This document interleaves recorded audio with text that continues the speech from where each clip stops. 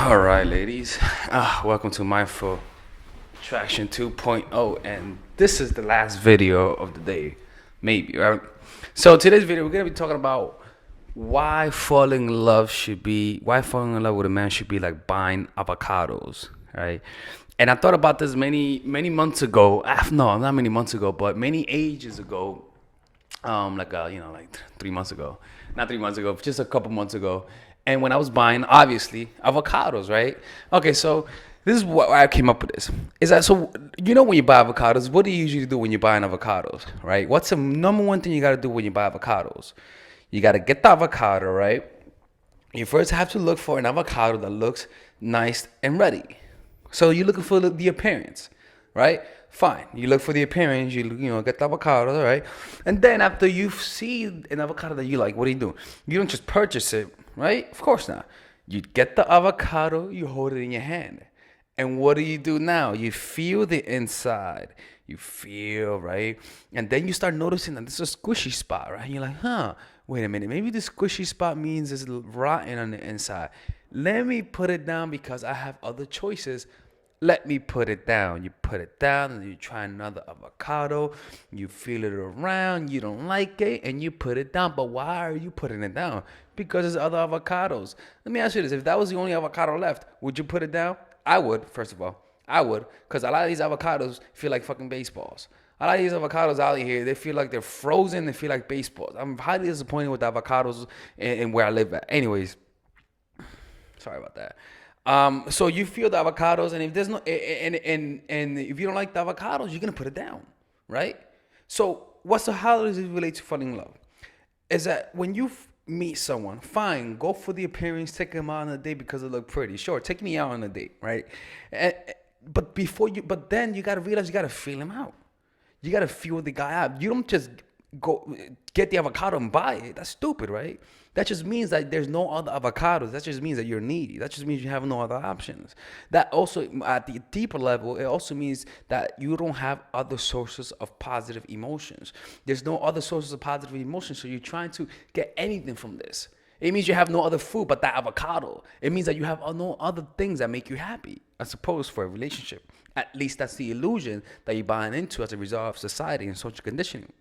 So you feel the avocado, and if you don't like it, you let go of it. So with a guy, you have to go into relationships with a very open mind, which is to say, realizing that if he shows a sign that you don't like, a red flag, you're immediately gonna cut it off. This is not something that you're just gonna say, hey, I don't know what my red flags are. Let me just go into it without knowing it. This is what you gotta do. I left my pen and paper downstairs. But what you gotta do is sit your ass down and begin writing down the things that you will and will not accept from someone. Literally, the things that you say, if this happens, I will not accept it. If I see this, it means he's the kind of guy for me. If I don't see this, no. Because if you don't write it down in a concrete way, you know what's gonna happen? You're gonna react to the situation according to your emotional state. If you feel like shit, and suddenly somebody makes you, and suddenly you meet a guy, you're gonna say, you know what? I usually don't date guys who are dating other women, but you know what? I feel sad, so I want to go out with him just to feel better. You're compromising your values. And then what happens? You lower your self-esteem. But if you wrote down the things that you will not stand from a guy, you wrote it down. When the moment comes, it's not even a decision. You already made it. You see? That's called being proactive than reactive. So before you get with a guy, fall in love with him, you got to know exactly what you want, right? So that's why it's important to have that. So a lot of women make the mistakes where they just fall in love with a guy and that's it, because that they're like the only options. In their minds, they say that they want a relationship, but they don't end it by saying, I want a relationship and be happy. Do you see, that should be the number one priority when it comes to being in a relationship, and that's happiness. A lot of people just want the presidential picture of being with a family, right? What you should have is a picture of you being in a relationship, but happy. And if you're not happy, you leave. Why the fuck would you want to stay in a relationship that you're not happy in? It doesn't make sense? Of course not, right? It doesn't make any sense, right? It doesn't. So that should be the number one caveat. And so what's going to happen is that caveat is going to guide you through your decision making, right? You're going to talk to a guy, And you're gonna be feeling him out. You're gonna be like, he's not gonna win you over instantly. Yeah, you might find some things that are good, but you're gonna be exploring how the vibe is. That's how you're feeling him out. If you fall in love fast, man, I'm not gonna say you have issues, but it just means that you have something inside of you that hasn't been fulfilled, and there's nothing wrong with that. Cause you know what, that happens to me too, man. Like it happens to me too, where most of the time the girls are the ones that dump me.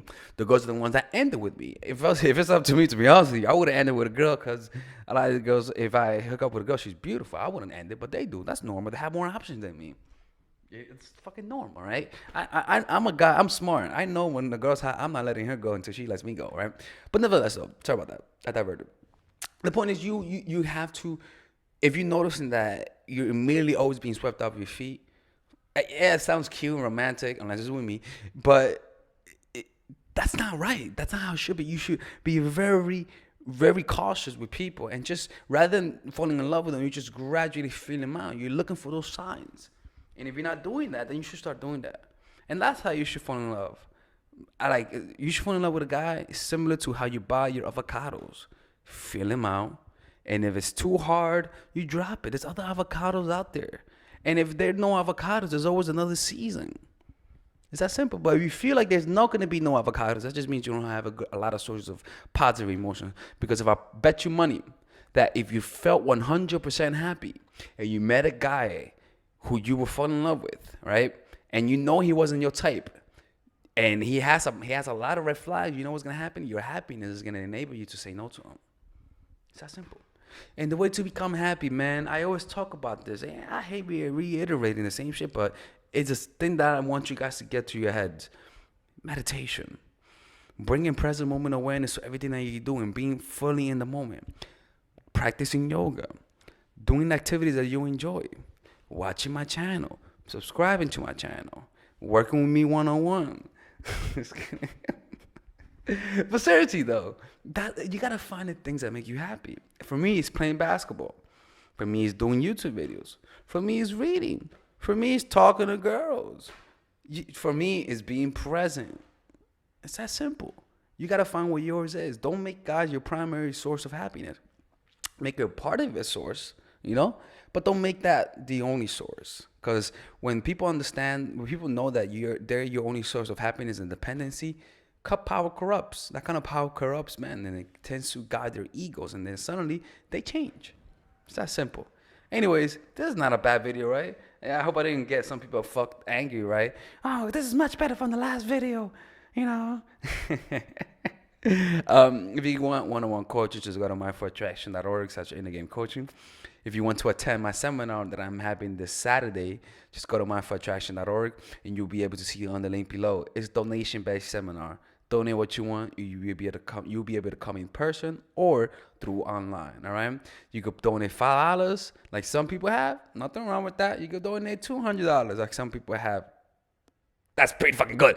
I'm kidding with you. No, seriously though, attend though, man. I'm gonna be having it this Saturday, and I want to see some of you guys, because I know some of you guys live close to here. So if I'll see you then, that's all, man. Take care and have a good day. Bye bye.